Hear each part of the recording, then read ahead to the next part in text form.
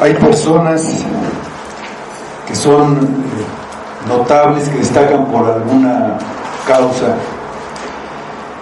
y hay otros, principalmente los niños, que quieren ser como ellos, que quieren imitarlos. Algunos son deportistas, otros son artistas, cantantes, y es un anhelo de ellos imitarlos, querer ser como ellos. Sin embargo, para nosotros hay alguien al que debemos buscar imitar.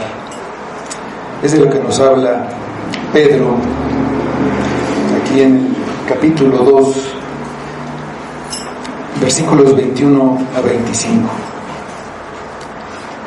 Vamos a leer estos versículos.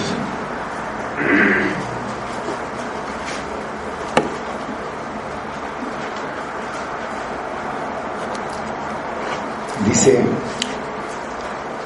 pues para esto fuisteis llamados, porque también Cristo padeció por nosotros, dejándonos ejemplo para que sigáis sus pisadas, el cual no hizo pecado, ni se halló engaño en su boca, quien cuando le maldecía no respondía con maldición, cuando padecía no amenazaba, sino encomendaba la causa al que juzga justamente, quien llevó él mismo nuestros pecados en su cuerpo sobre el madero, para que nosotros, estando muertos a los pecados, vivamos a la justicia, y por cuya herida fuisteis sanados, porque vosotros erais como ovejas descarriadas, pero ahora habéis vuelto al pastor y obispo de vuestras almas. Vamos a orar. Señor, te damos muchas gracias por Cristo, por esa vida que tuvo entre nosotros, una vida como nadie la tuvo y nadie la puede tener, una vida ejemplar en todos aspectos, una vida que sin decir una sola palabra habla de ti, Padre, habla de tu bondad, de tu misericordia, de tu justicia, de todo lo que tú eres. Una vida que, sin decir una palabra, al verla, debe llevarnos a tus pies y debe llevarnos a confiar en Él para salvación. Te pedimos, Padre, la humildad, la inteligencia, la sabiduría, para ver a Cristo, para ver sus pasos, para ver cómo vivió Él, y anhelar con todo nuestro corazón vivir para Él, entregarle completamente nuestra vida. Pedimos que tú obres, que sea para tu gloria, y lo pedimos precisamente por Cristo. Amén. Aquí en esta carta, Pedro hace un ruego a los creyentes que están viviendo dispersos del Imperio Romano como extranjeros y peregrinos, y no solamente porque han tenido que salir de su tierra debido a la persecución para ir a vivir a otros lugares, a otros países, a otras provincias, sino principalmente porque han recibido la ciudadanía de otro reino, a donde esperan llegar para recibir una herencia grandiosa. Esto es verdad para todos los cristianos, aunque vivan siempre en el país en el que nacieron. Debido a esta realidad, les ruega que se abstengan de los deseos carnales, deseos que nos dominan completamente al grado de estar esclavizados a ellos. Como cuando me enojo y tengo la tentación a encolerizarme y decir cosas irracionales, cosas hirientes, producto de la ira. Puede ser que no lo haga, pero en mi boca están las palabras que quieren salir, palabras que usaba antes, cuando yo estaba en la universidad, o como cuando mis ojos ven una imagen de una joven en un anuncio publicitario o en la televisión y me siento tentado a la lujuria. También cuando alguien tiene éxito y obtiene reconocimiento, la tentación es a tener envidia o celos y criticarlo para quitarle mérito y aceptación a los ojos de otros. No por ser cristianos, los deseos carnales desaparecen. Están todavía presentes y el ruego que nos hace Pedro es apartarnos de ellos, no dejar que nos dominen, abstenernos de ellos, porque batallan contra nuestra alma y pueden llegar a apoderarse de ella, destruir el gozo, la paz y la utilidad de nuestro testimonio como cristianos. Esto es algo que debemos hacer nosotros. Hay una responsabilidad para hacerlo y tenemos que poner de nuestra voluntad. Es una lucha constante, una lucha diaria para obedecer el mandato de ser santos. Las tentaciones aparecen cuando menos lo pensamos, pero fuimos librados de la esclavitud a nuestros malos deseos. Y esperando la salvación final, vivimos como hijos obedientes, no conforme a los deseos que teníamos cuando no conocíamos a Cristo. Cuando el mundo ve una manera de vivir así, debe reconocer que no es algo natural, sino que es el resultado de una vida espiritual que decimos tener. Por eso debemos mantener una buena manera de vivir entre las personas que pertenecen a este mundo y hablar mal de nosotros para que glorifiquen a Dios al ver lo que nosotros hacemos. La conducta desordenada y rebelde de un cristiano trae descrédito a Cristo, por lo que el creyente debe someterse a las autoridades de gobierno humanas para evitar cualquier motivo que pudiera justificar que se hable mal de lo que creemos. Dentro de las relaciones de trabajo hay también una autoridad. En la época de Pedro era el amo, ahora es el patrón. Y debemos someternos a ellos y tratarlos con respeto, sin importar si recibimos un buen trato o un trato injusto y a veces hasta cruel. Si alguno hace las cosas bien, confiando en el cuidado de Dios y es maltratado injustamente, recibe la aprobación de Dios. Del Evangelio de Mateo, capítulo 5, versículo 9, dice Jesús, da esta enseñanza de las bienaventuranzas. Estos son los versículos 11 y 12. Dice: bienaventurados sois cuando por mi causa os vituperen y os persigan y digan toda clase de mal contra vosotros, mintiendo. Gozaos y alegraos, porque vuestro galardón es grande en los cielos, porque así persiguieron a los profetas que fueron antes de vosotros. Hay que hacer un par de aclaraciones. No debemos pensar que el sufrimiento en sí es lo que agrada a Dios, y entonces que nosotros busquemos sufrir un castigo, sufrir de alguna manera para así tener la aprobación de Dios. Por el contrario, debemos tratar de evitar el castigo, pero cuando es inevitable y es injusto, debemos soportarlo con paciencia y sin quejarnos por causa de Cristo. Entonces sí recibimos la aprobación de Dios. Tampoco debemos pensar que tenemos que soportar toda la injusticia para agradar a Dios.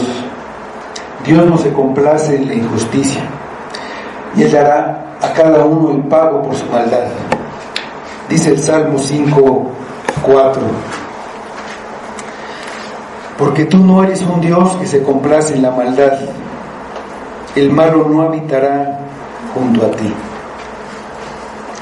Las autoridades están para impartir justicia y para el castigo de los malhechores, como dice Pedro, y deben hacer justicia y proteger también a los cristianos. Si alguien quiere quitar el patrimonio a mi familia, si alguien me roba o me quiere agredir o lastimar a mi familia de alguna manera, yo debo acudir a las autoridades. Si me cobran de más en mi recibo de luz, debo ir a aclararlo ante la autoridad que me lo está cobrando. Son injusticias que no entran dentro del tipo de injusticias que soporto a causa de la conciencia delante de Dios. Las debo enfrentar con amabilidad, pero con firmeza, y apegándome a lo que mandan las leyes.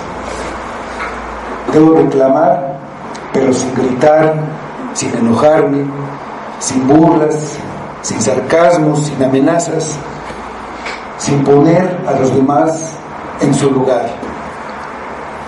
En el caso de la luz, por ejemplo, reclamo hasta que me hagan caso, pero no pongo un diablito para pagar lo que yo considero que es justo. Si hacemos lo malo y somos castigados por eso, no hay ningún motivo de alabanza. Pero haciendo lo bueno, nos castigan, nos tratan mal, no reaccionamos con enojo, con hostilidad, con orgullo o con rebelión, sino lo sufrimos y lo soportamos. Y así recibimos la aprobación, ¿por qué? De Dios. Recibimos a Dios le agrada eso. ¿Por qué? Dice Pedro, porque para eso fuimos llamados. Llamados a sufrir. Llamados a sufrir. Dice el versículo 21. Pues para esto fuisteis llamados, porque también Cristo padeció por nosotros, dejándonos ejemplo para que sigáis sus pisadas. En la vida hay sufrimientos sin excepción. Todos los seres humanos sufren de una u otra manera y en las diferentes etapas de su vida. No importa la riqueza que tengan, ni la nacionalidad, la raza, el género o edad. Todas las personas sufren, aunque nosotros pensemos que otros no sufren o que sufren menos. Es natural que para cada persona sus sufrimientos sean más fuertes y de mayor duración que los de otros, porque ellos están sintiendo el dolor que produce el sufrimiento. Y además de estos sufrimientos comunes a todos los hombres, el creyente, el cristiano, debe enfrentar un sufrimiento que viene en oposición al Evangelio y que muchas veces termina en persecución. Cualquiera que sea la causa del sufrimiento, nos hace sentir dolor, pero nos duele más cuando el sufrimiento es por hacer lo bueno o por hacer bien las cosas. Cuando nosotros hacemos cosas buenas por alguien una y otra vez durante largo tiempo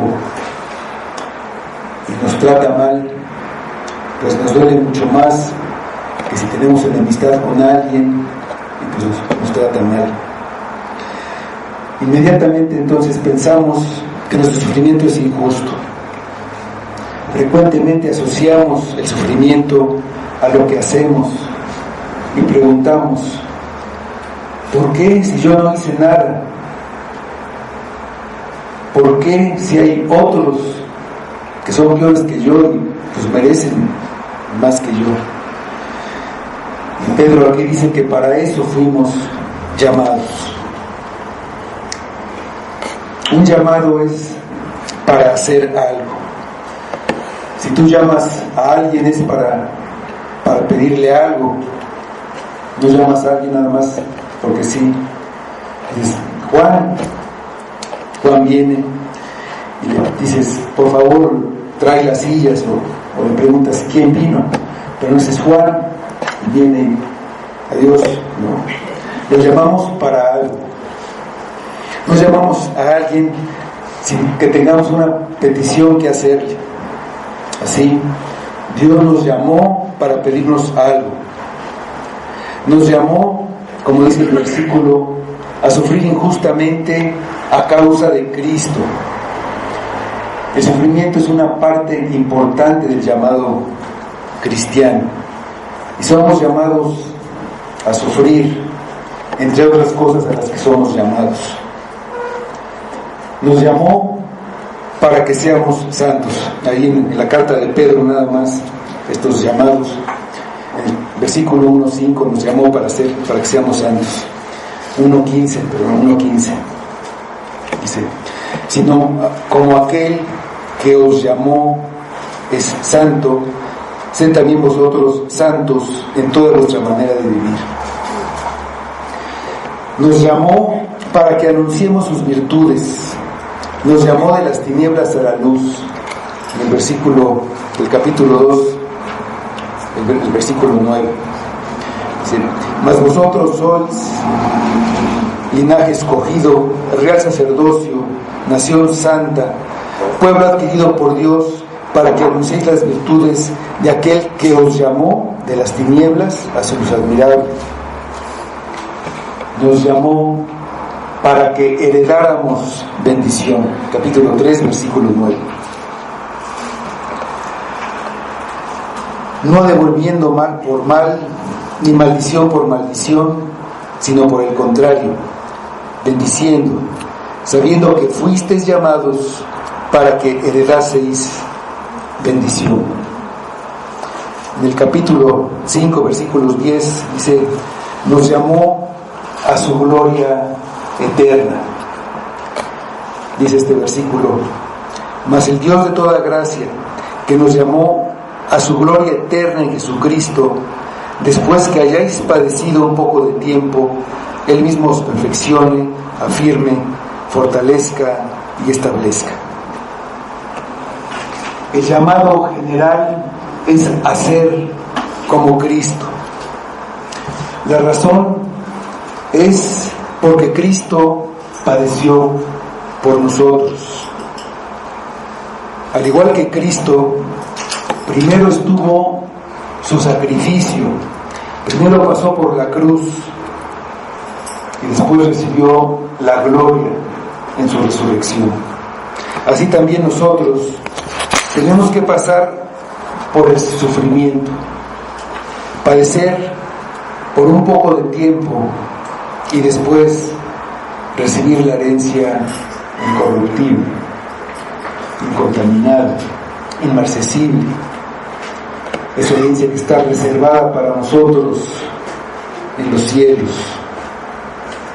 Pero no podemos invertir el orden.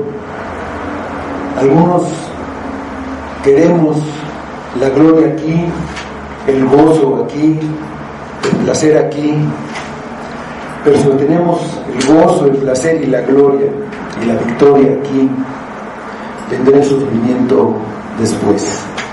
Vamos al Evangelio de Lucas, capítulo 16, versículos 24 y 25. Es el pasaje que habla de el rico y Lázaro. Dice, versículo 24: entonces él, dando voces, dijo: Padre Abraham, ten misericordia de mí y envía a Lázaro para que moje la punta de su dedo en agua y refresque mi lengua, porque estoy atormentado en esta llama. Pero Abraham le dijo: Hijo, acuérdate que recibiste tus bienes en tu vida y Lázaro también males, pero ahora este es consolado aquí y tú atormentado. El llamado es a caminar como Cristo lo hizo cuando estuvo entre nosotros. Cristo nos puso la muestra. Cristo nos puso la muestra. Sí, dice nuestro versículo en la segunda parte: porque también Cristo padeció por nosotros, dejándonos ejemplo para que sigáis sus pisadas. Los cristianos estaban sufriendo injustamente, lo sufrimos injustamente. Y Pedro nos pide que observemos a Cristo, que es de quien recibimos aliento y nuevas fuerzas para el cuerpo y para el alma.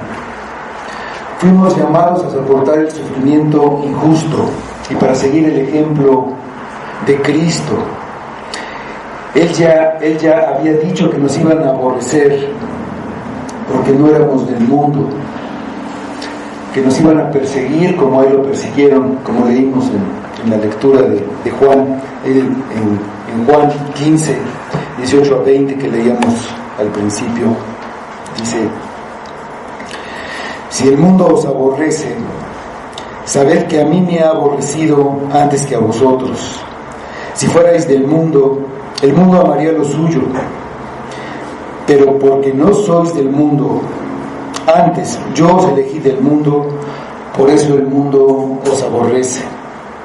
Acordaos de la palabra que os he dicho: el siervo no es mayor que su señor. Si a mí me han perseguido, también a vosotros os perseguirán. Si han guardado mi palabra, también guardarán la vuestra. Desde el principio hubo oposición de parte de los líderes judíos en contra de Jesús. Para ellos era impensable que el Mesías sufriera. Ellos esperaban a un Mesías victorioso, conquistador, a pesar de las muchas profecías que hablaban de los sufrimientos de Cristo, empezando en Génesis, que la serpiente mordería el talón de Cristo, en los Salmos, el Salmo 22, Isaías 53. El mismo Jesús, durante su ministerio, habló varias veces a sus discípulos de su muerte y sus sufrimientos. Habló de tomar la cruz cada día y del costo de seguirlo. La predicación de los apóstoles se basó en los sufrimientos de Cristo, en la muerte de Cristo, por lo que no nos debe parecer extraño el llamado a sufrir antes de recibir la gloria. Aquí en nuestro libro de Primera de Pedro, en el capítulo 4, versículos 12 y 13, Dice Pedro que eso no nos debe de parecer extraño, así lo dice.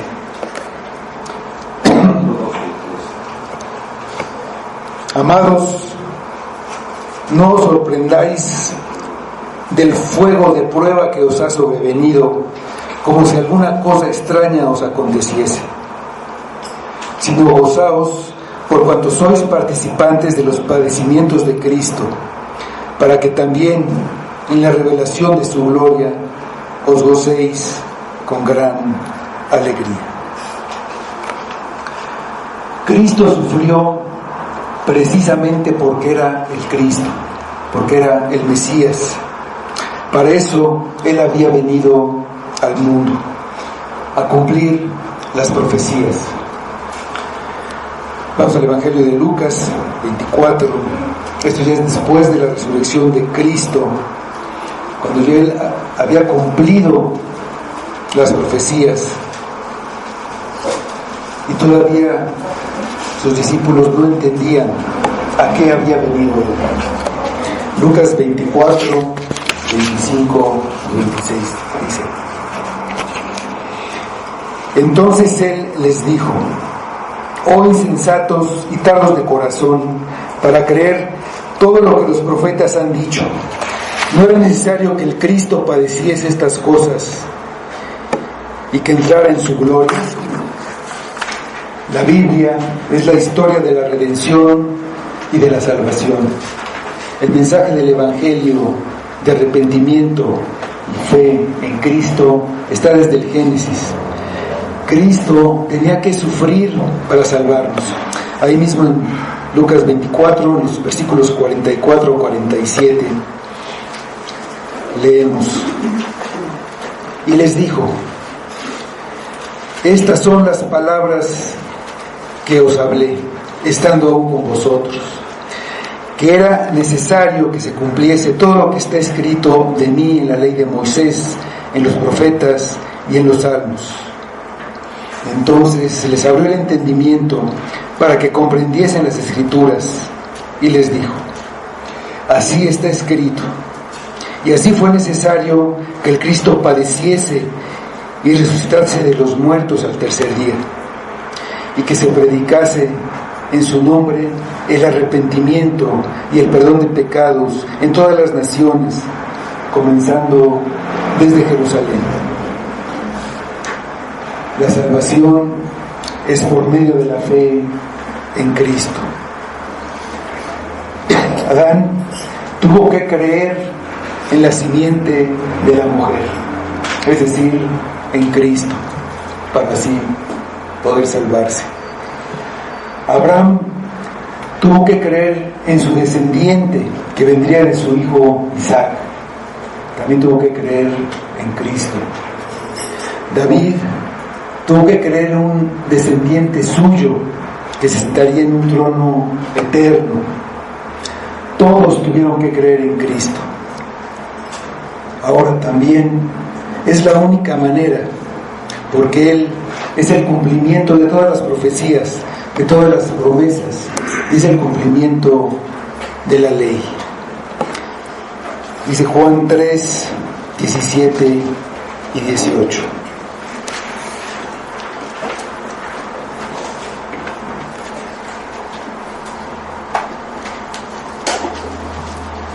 Porque no envió Dios a su Hijo al mundo para condenar al mundo, sino para que el mundo sea salvo por Él.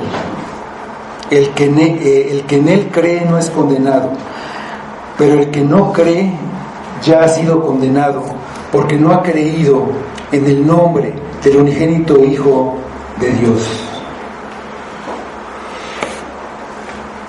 Arrepiéntete de tus pecados, apártate de ellos y cree en Cristo. Pon toda tu confianza de tu salvación solamente en Cristo. No hay otro nombre dado a los hombres bajo el cielo en que podamos ser salvos. La razón por la que somos llamados al sufrimiento es porque Cristo sufrió por nosotros sufrió por nosotros, para darnos el ejemplo y que sigamos sus pasos. Si Él como Maestro sufrió, sus discípulos también sufrirán. Si como amo sufrió persecución y sufrió sufrimientos físicos, da ejemplo a sus siervos. Sufrir en la manera como Él sufrió es un privilegio. Vamos a Filipenses 1:29.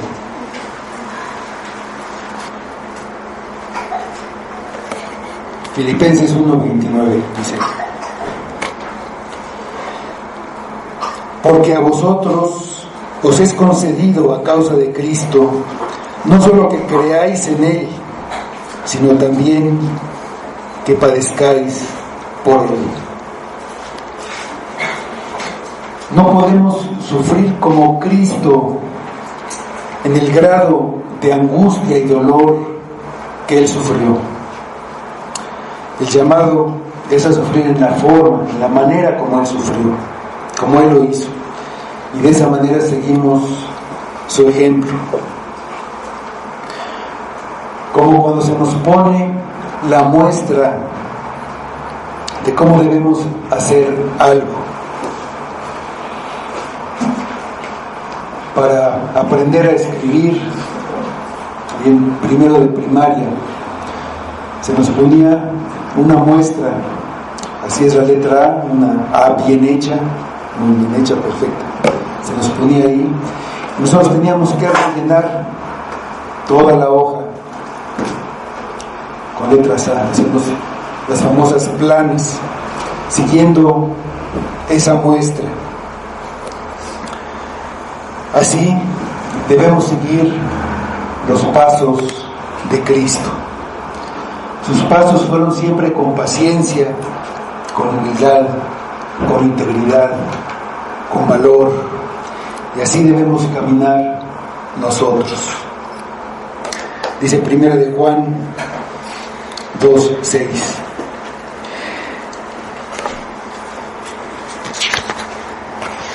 El que dice que permanece en Él debe andar como Él anduvo.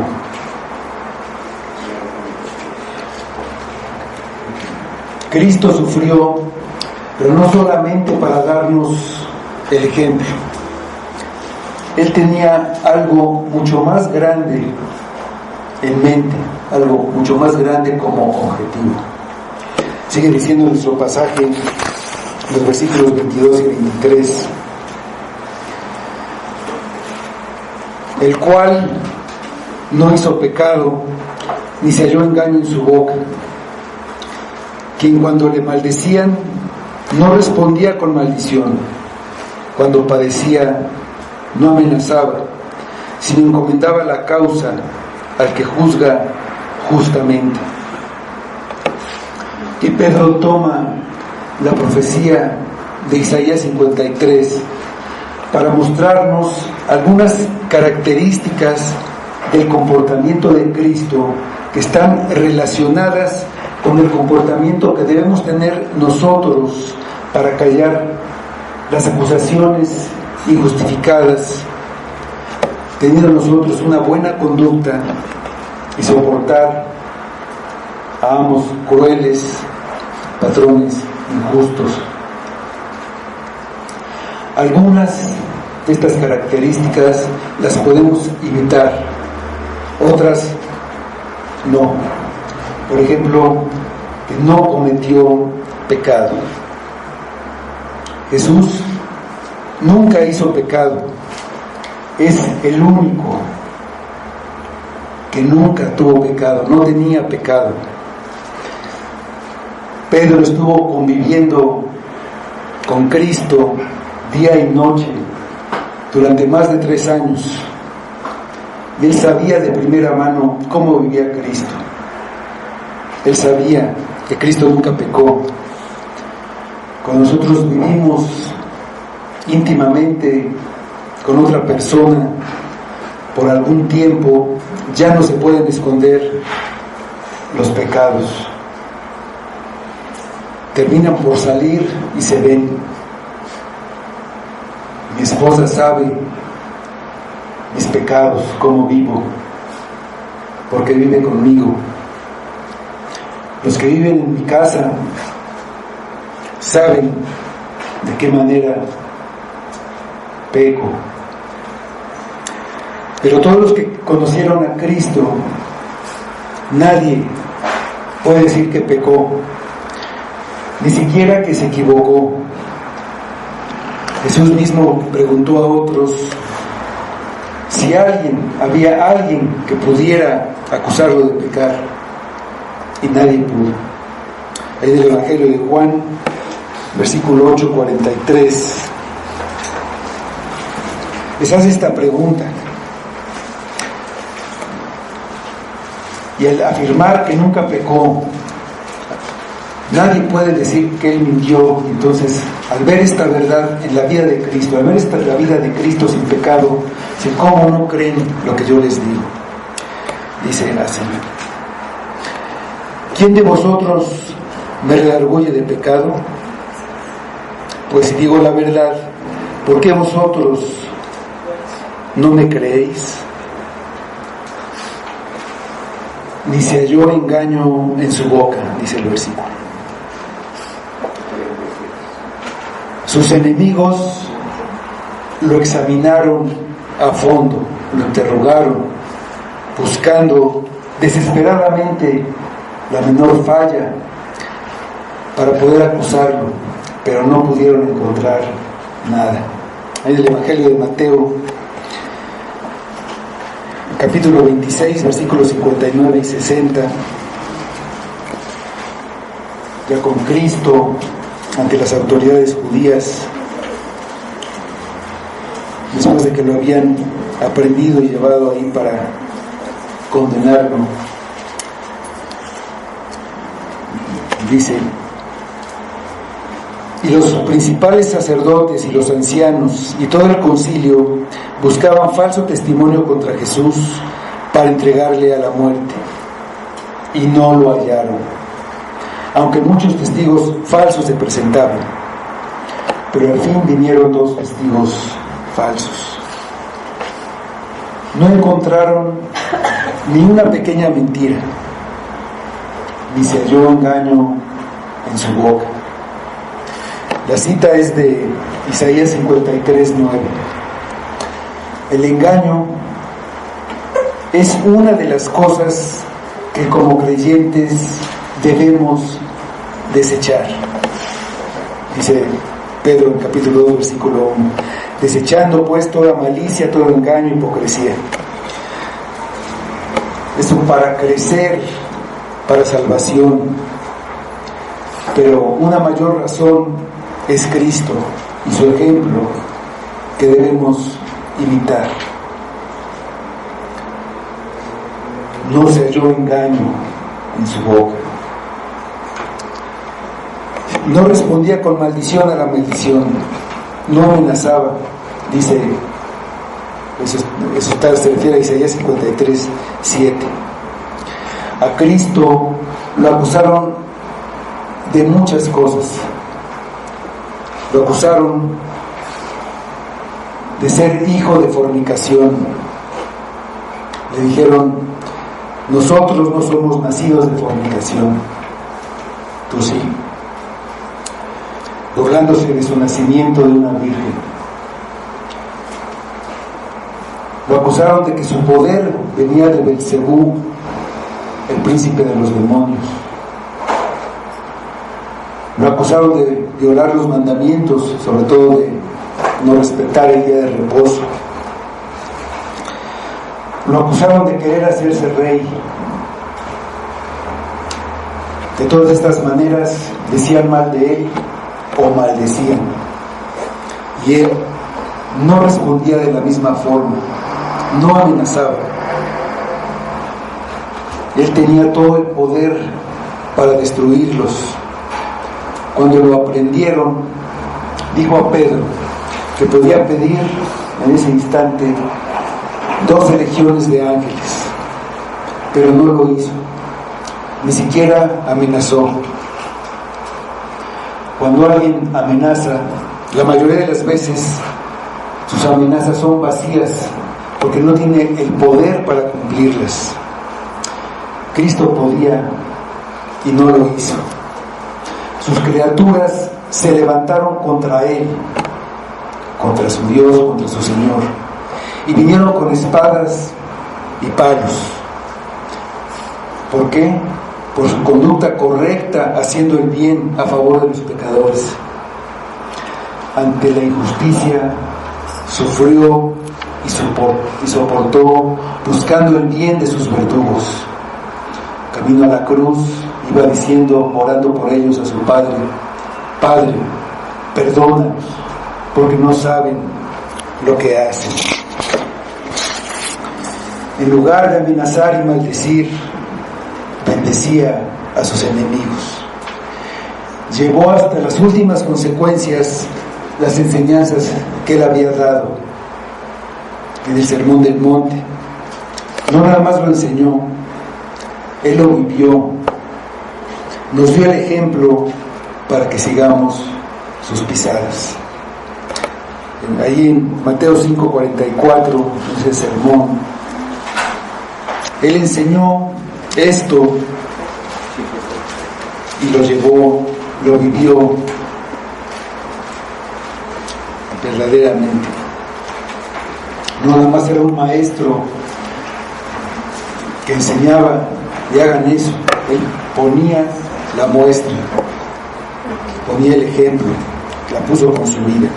Dice este versículo: pero yo os digo, amad a vuestros enemigos, bendecid a los que os maldicen, haced el bien a los que os aborrecen, y orad por los que os ultrajan y os persiguen. Cristo nos puso el ejemplo, la muestra. Él encomendaba su causa al que juzga rectamente. Cuando nosotros sufrimos por causa de Cristo, debemos seguir el ejemplo que nos puso.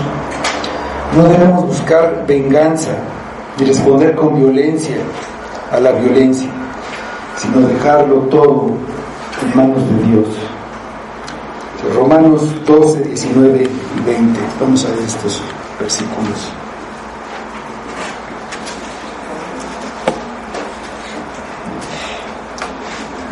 No os venguéis vosotros mismos, amados míos, sino dejad lugar a la ira de Dios, porque escrito está: mía es la venganza, yo pagaré, dice el Señor. Así que si tu enemigo tuviere hambre, dale de comer; si tuviere sed, dale de beber, pues haciendo esto, ascuas de fuego amontonará sobre su cabeza. Es muy difícil seguir el ejemplo de Cristo. Solamente Él pudo hacer de una manera perfecta, y por eso es la muestra o el ejemplo que debemos seguir. Nosotros muchas veces reaccionamos con enojo. Muchas veces reaccionamos como no debemos hacerlo. El apóstol Pablo, aquel que le preguntó a Cristo: Señor, ¿qué quieres que yo haga? Y que a partir de ese momento consagró su vida para servir al que recibió como su Señor, sin importarle nada, que lo rechazaran, que lo persiguieran los que antes lo admiraban, lo respetaban. No le importó vivir con carencias, con necesidades, en medio de persecución, de sufrimientos, de prisiones, de apedreamientos, de naufragios. Él era un imitador de Cristo, y aún así no lo hacía perfectamente. Él decía: sed imitadores de mí, así como yo soy de Cristo. Para él, servir a Cristo, vivir por el reino de Cristo, era lo único que le importaba. Amaba a Cristo de verdad. Que lo reconocieran, que estuvieran en contra, que no lo apreciaran, hasta que estuvieran en contra de él, no le importaba. Y así siendo él como era, en una ocasión recibió un golpe injusto y reaccionó inmediatamente, sin pensar. No mantuvo el respeto y el silencio y pidió a Dios que castigara al sumo sacerdote. Dios te golpeará a ti, pared blanqueada. Después tuvo que disculparse, no sabía que era el sumo sacerdote. Vamos a Hechos, el libro de Hechos, capítulo 23, versículos del 1 al 5.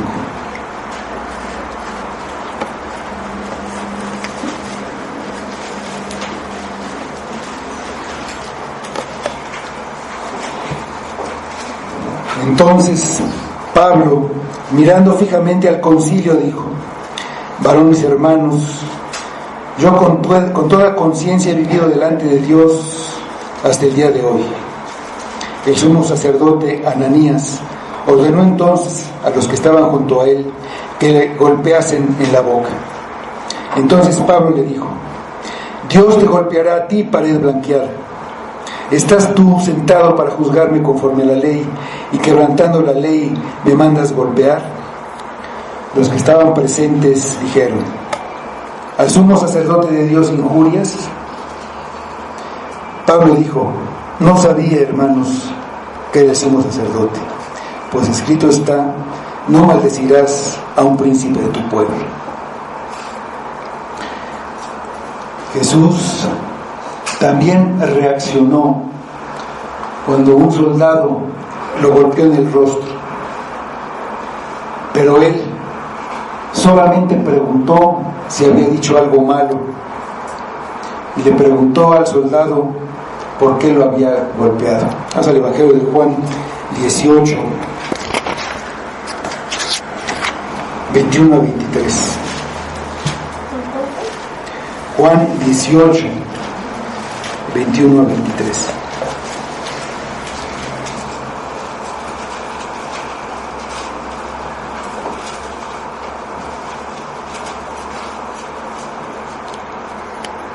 ¿Por qué me preguntas a mí? Pregunta a los que han oído. ¿Qué les haya yo hablado? He aquí, ellos saben lo que yo he dicho. Cuando Jesús hubo dicho esto, uno de los alguaciles que estaba allí le dio una bofetada diciendo: ¿así respondes al sumo sacerdote? Jesús le respondió: si he hablado mal, testifica en que esté el mal. Y si bien, ¿por qué me golpeas? Cristo nos puso la muestra, el ejemplo, la manera perfecta de hacer las cosas. Nosotros hemos recibido tanta misericordia que tenemos que ser misericordiosos. Si no lo somos, cuando alguien nos insulta o hasta nos golpea y reaccionamos igual que como nos trataron, ¿con qué cara vamos a pedir misericordia a Dios? ¿Cómo nos llamamos seguidores de Jesucristo? ¿Estamos siguiendo los pasos de Jesús? El ejemplo de Jesús no es solamente para darnos un ejemplo. El sufrimiento fue por el bien de otros. Fue por nosotros. Fue para que nosotros tuviéramos bendición, la bendición más grande que puede haber, la vida eterna. Así, con Cristo sufriendo, la simiente de Abraham es la bendición para todas las naciones. Dice nuestro versículo 24 del segundo capítulo de Pedro: quien llevó él mismo nuestros pecados en su cuerpo sobre el madero, para que nosotros, estando muertos a los pecados, vivamos a la justicia, y por cuya herida fuisteis sanados. Así que el ejemplo de Cristo no solamente fue para ponernos el ejemplo, fue para que vivamos a la justicia, para que llevando nuestros pecados, para que fuéramos sanados. Murió llevando nuestros pecados.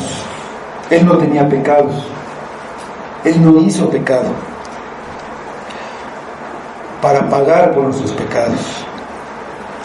Él no tenía pecado, porque entonces hubiera tenido que morir por su propio pecado. En el Antiguo Testamento, los corderos que se sacrificaban tenían que ser sin defecto, como una figura del sin pecado de Cristo. Cristo es el Cordero de Dios que quita el pecado del mundo.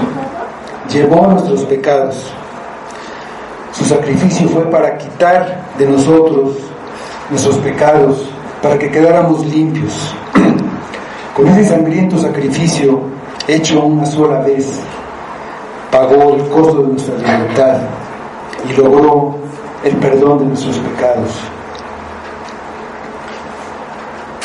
El cordero es un animal manso, sumiso.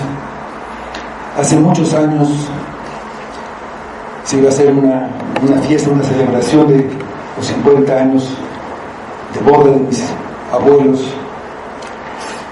Ellos viven en provincia y hubo que para hacer los preparativos iban a matar unos animales, unos cerdos y unos corderos. La diferencia fue tremenda. Los cerdos luchaban, berreaban constantemente, se resistían, tenían que someterlos, amarrarlos del cuello, voltearlos entre dos y le clavaban en el corazón un fierro. El cordero, ni una queja, ni trataba de huir, aceptaba su sacrificio. Un sacrificio, así eran los sacrificios del Antiguo Testamento. Por eso Cristo, que se presentó como el sacrificio por nosotros, tuvo ese comportamiento de humildad y mansedumbre. Pedro nos dice que fuimos llamados a tener ese comportamiento porque nosotros heredamos bendición y entonces debemos ser bendición a las personas del mundo entre las que vivimos. Al ver que sufrimos injustamente y lo soportamos, entonces alaben y glorifiquen a Dios como nosotros lo hacemos al ver el sacrificio de Cristo. El que era colgado en un madero era considerado maldito por Dios según la ley de Moisés. El madero es la cruz. Por eso los judíos se resistían a creer que Jesús era el Mesías. Lo que Pedro dice es que Cristo soportó la maldición, murió en la cruz como un sacrificio por nuestros pecados. El sacrificio de Cristo tuvo el propósito de que nosotros muramos al pecado. Esto significa que somos libres de la esclavitud del pecado. El pecado ya no es nuestro dueño y ya no reina sobre nosotros. Ahora podemos obedecer a Dios, lo que antes era imposible.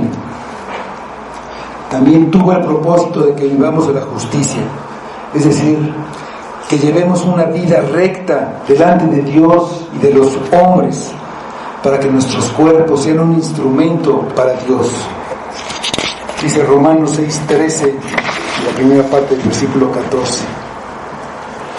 Ni tampoco presentéis vuestros miembros al pecado como instrumentos de iniquidad, sino presentaos vosotros mismos a Dios como vivos de entre los muertos, y vuestros miembros a Dios como instrumentos de justicia, porque el pecado no se enseñoreará de vosotros. Dice, termina el versículo, dice, y por cuya herida fuisteis sanados. En Isaías 53:4 dice que Él llevó nuestras enfermedades y sufrió nuestros dolores. Más que físicamente sanados, significa perdonados, sanados en nuestra alma. Los esclavos creyentes sufrieron injustas heridas de los golpes del látigo. Pedro dice que Cristo sufrió más injustamente. Lo hizo por amor a nosotros. Pidió perdón al Padre para sus verdugos. Y que por lo tanto sigan su ejemplo. Su sacrificio los salvó y los hizo libres para Dios. Tenemos otra razón para seguir los pasos de Jesús. Recordemos quiénes éramos. Recordemos quiénes éramos. Dice el versículo 25: porque vosotros erais como ovejas descarriadas, pero ahora habéis vuelto al pastor y obispo de vuestras almas. Isaías 53:6 dice que todos nosotros nos descarriamos como ovejas. Cuando una oveja se extravía y queda separada del rebaño, no sabe qué hacer, no puede regresar, no puede ir a buscar alimento ni agua, no sabe cómo ni a dónde, está perdida. Su supervivencia depende de que el pastor la encuentre y la lleve otra vez al rebaño. Aunque nos sentíamos autosuficientes y capaces de dirigir nuestra vida sin Dios, Dios desde el cielo nos veía como ovejas descarriadas, incapaces, indefensos, y envió al pastor para que nos rescatara. El Evangelio de Mateo 9:36.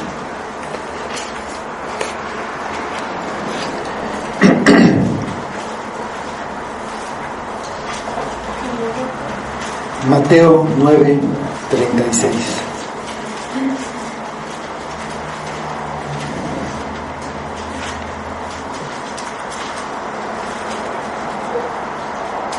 Y al ver las multitudes, tuvo compasión de ellas, porque estaban desamparadas y dispersas como ovejas que no tienen pastor.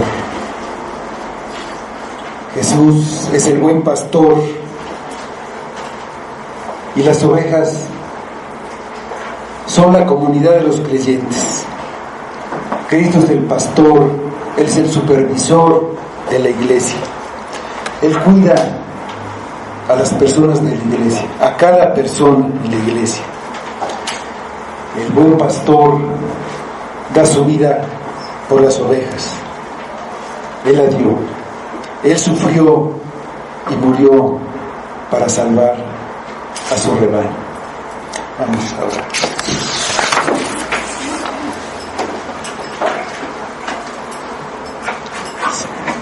Señor, te damos nuevamente gracias por tu misericordia. A veces pensamos que sacrificamos nuestra vida por ti y que eso no es justo y que no es lógico. No queremos dejar nuestra vida, no queremos dejar nuestro pecado a veces, no queremos servirte. No nos importa el reino, no nos importa lo que tú quieres, nos importa nuestra comunidad, lo que nos conviene, y así actuamos, Padre. No vemos el ejemplo de Cristo, no entendemos qué lo hizo, nos puso el ejemplo, pero lo hizo para nuestro bien, para salvarnos. Obra en nosotros, Padre. Quita ese corazón duro que no nos deja ver a Cristo y apreciar lo que hizo, en lo que vale. No nos deja amarlo como deberíamos, a poner su reino, a ponerlo a Él como nuestro Señor, que le digamos: Señor, ¿qué quieres que tú hagas? Y entonces que lo hagamos, que no pensemos que eso nos es difícil, que nos va a hacer sufrir. Estamos haciendo lo que debemos hacer, lo más grandioso, vivir para Él. Ayúdanos, pon esto en nuestro corazón, en nuestra alma, en nuestra mente. Ayúdanos en nuestra debilidad, en nuestra falta de fe, en nuestra vida, Padre. Trae salvación a los que la necesitamos todavía. Pedimos por Cristo, que sea para tu gloria. Amén.